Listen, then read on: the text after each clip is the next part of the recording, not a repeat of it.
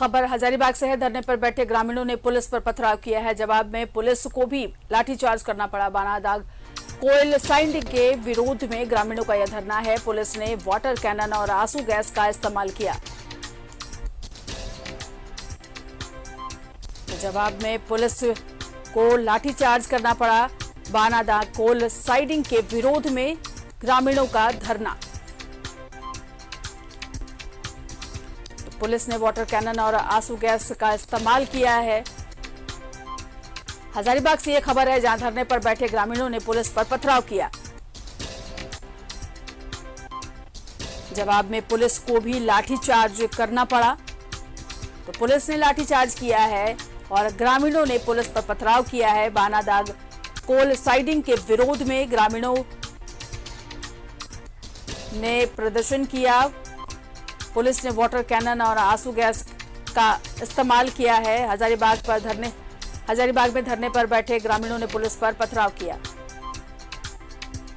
और अमित हमारे सहयोगी फोन लाइन से जुड़ गए हैं। अमित, धरने पर बैठे हुए ग्रामीणों ने पुलिस पर पथराव किया, पुलिस ने भी लाठीचार्ज किया, क्या हालात है अभी?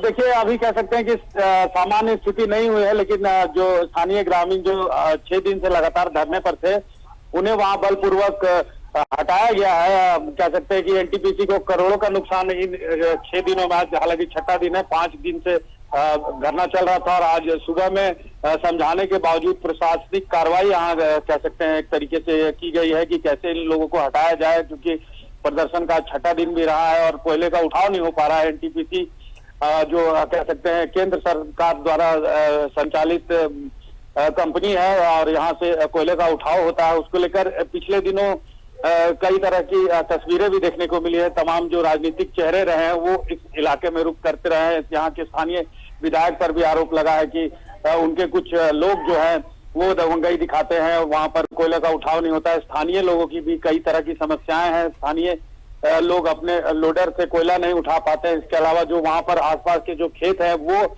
कोयले के उठाव के चलते जो है वहां पर जो फसलें हैं वो बर्बाद हो रही है। कई तरह के की चीजें हैं और इन सब के बीच कह सकते हैं कि कहीं न कहीं पुलिस को यहाँ पर थोड़ा बल प्रयोग करना पड़ा है, लेकिन अभी स्थिति पूरी तरह से सामान्य नहीं है। फिलहाल जो है थोड़ा बल प्रयोग करते हुए आंसू गैस के गोले तक भी छोड़ने पड़े। ग्रामीण और पुलिस के बीच में एक तरह से कह सकते हैं कि भिड़ंत जैसी स्थिति बन गई थी। उसके बाद पुलिस ने फिलहाल पूरे जो धरना का जो स्थल रहा है वहां पर अपने कंट्रोल में यहाँ पर लिया है, लेकिन अभी भी स्थिति पूरी तरह से सामान्य नहीं है। पुलिस पूरे मामले पे नजर बनाए हुए है। जी बिल्कुल अमित, देखिए धरने पर बैठे हैं, 5 दिन से बैठे हैं, समस्या है तभी बैठे हैं। किसी के पास इतना वक्त होता नहीं कि धरने पे जाकर बैठ जाएं। अब उनको समझाने के बजाय पुलिस ने ऐसा क्या किया कि इतने ग्रामीण आक्रोशित हो गए और उन्होंने पथराव कर दिया? देखिए, लगातार समझाने की कवायद चलती रही है स्थानीय स्तर पर भी कि किस तरीके से जो है एनटीपीसी का जो कोयला उठाव का जो यहाँ पर जो प्रक्रिया चलती है वो बाधित रही है और करोड़ों का नुकसान यहाँ पर हुआ है और कई तरह की बातें की गई, लेकिन अभी भी जो ग्रामीण की जो मांगे हैं वो पूरी नहीं हुई। मसलन कह सकते हैं कि वहां पर स्थानीय लोगों को जिस तरीके से एक प्लेटफॉर्म मिलना चाहिए था रोजगार को लेकर, और इसके अलावा जो उनके खेत फसल बर्बाद हो रहे हैं उसको लेकर कहीं कोई स्टेप नहीं लिया गया। इन सबके बीच कह सकते हैं कि कहीं न कहीं ग्रामीण भी इसको लेकर लगातार वहां बैठ रहे हैं और कहीं न कहीं नाराज रहे हैं, नाखुश रहे हैं। और इसके बाद प्रशासन की भी का भी दायित्व तो बनता है कि क्योंकि कोविड के चलते भी बहुत ज्यादा भीड़ भाड़ लगाना नहीं, ये गाइडलाइन है और इसको लेकर कहीं न कहीं इस तरह की कार्रवाई की गई है कि सुचारू रूप से वहां पर भी व्यवस्था चले और ग्रामीणों को समझाने की भी कोशिश की गई है प्रशासनिक स्तर पर भी, और राजनीतिक चेहरे भी लगातार यहाँ पर जो है समझाने का प्रयास करते रहे हैं, लेकिन अभी भी बात नहीं बनी है। और कह सकते हैं कि जिस तरीके से वहां पर धरने में दिन भर का जो मंजर रहता है, काफी भीड़ भाड़ रहती है और कोविड गाइडलाइन के चलते भी अभी भीड़ लगाने की इजाजत नहीं है, तो कहीं न कहीं प्रशासनिक स्तर पर इस चलते भी कार्रवाई की गई है। और फिलहाल कह सकते हैं कि स्थिति सामान्य होने में थोड़ा बहुत समय भले ही लगेगा, लेकिन अभी भी ग्रामीण जो है और इन सब के बीच ग्रामीण के आंदोलन को भी बढ़ाने वाले कई जो आंदोलन से संबंधित जो राजनेता रहे हैं, इसके अलावा जो स्थानीय लोग रहे हैं उन पर भी केस हुआ है।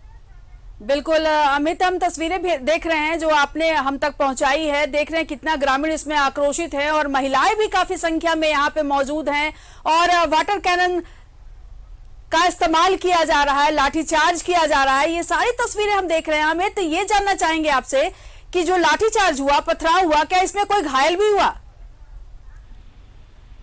देखिए, अभी घायल वाली स्थिति नहीं है, हल्की चोटें कुछ लोगों को आई है। थोड़ी देर में स्पष्ट तौर पर कहा जाएगा कि कितने लोगों को चोट लगा है, लेकिन जिस तरीके से 3 पक्षीय कह सकते हैं, 3 लोगों ने यहाँ पर मामला दर्ज कराया है। स्थानीय विधायक पर भी मामला दर्ज हुआ है। इसके अलावा एनटीपीसी ने भी अपने तरफ से दर्ज कराया है। स्थानीय ग्रामीणों ने दर्ज कराया है कि जबरन महिलाओं पर केस किया गया, जबकि महिलाएं पूर्व में शांतिपूर्ण तरीके से धरना दे रही थी।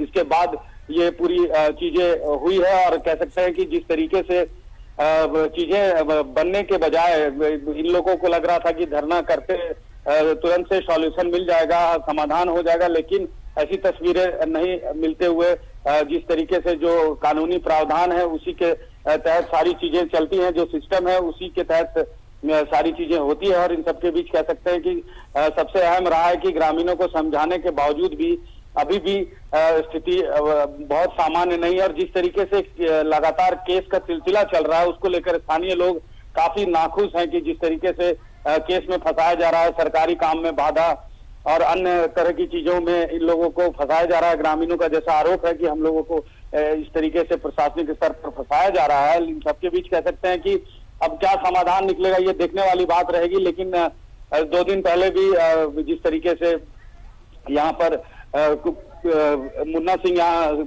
समाज सेवी रहे हैं, वहां से आंदोलनकारियों को आंदोलन को मॉनिटरिंग करते हुए आगे लेकर भी जा रहे थे और जिस तरीके से वहां पर चूंकि उठाव नहीं हो पा रहा था कोयले का और सरकारी काम में बाधा की स्थिति बनती गई और इन सब के बीच ये सारे प्रकरण बढ़ते गए हैं और केस जबरन केस करने का आरोप लगता रहा है और कह सकते हैं कि स्थानीय लोगों को वहां जो कोयले का उठाव है उसमें उनको दरकिनार किया जा रहा है, ऐसा उनका आरोप है। अब इन सबके बीच देखना पड़ेगा कि कब ये समाधान निकल कर आता है। पूरे बानादाग में कह सकते हैं कि बवाल लगातार कुछ ना कुछ होते रह रहा है और इन सबके बीच आज एक बड़ी कार्रवाई पुलिस की तरफ से की गई है। बिल्कुल अमित, बड़ी कार्रवाई की गई है। अमित, ये जानना चाहेंगे कि क्या कोई बड़े अधिकारी वहां पहुंचे हैं जिस तरह के हालात बन गए?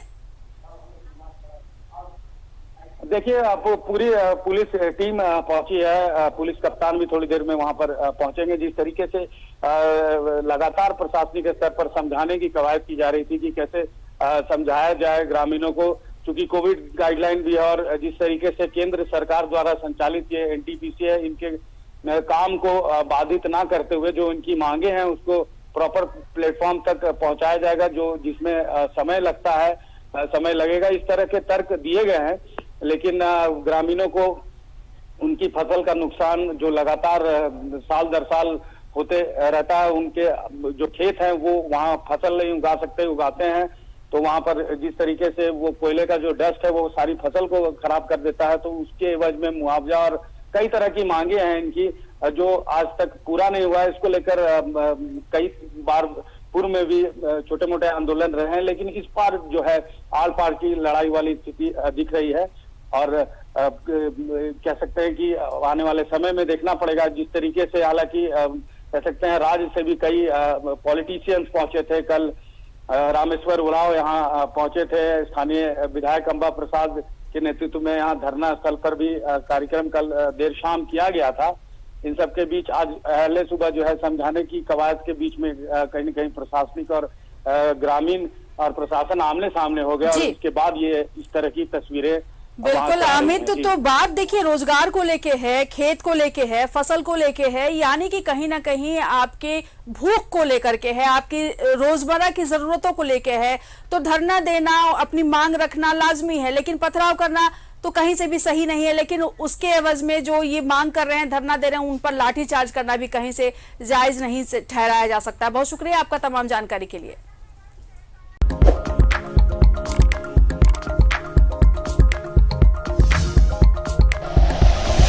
Like and share videos, subscribe करें हमारा चैनल और प्रेस करें बेल आइकॉन। न्यूज़ 11 भारत, सच है तो दिखेगा।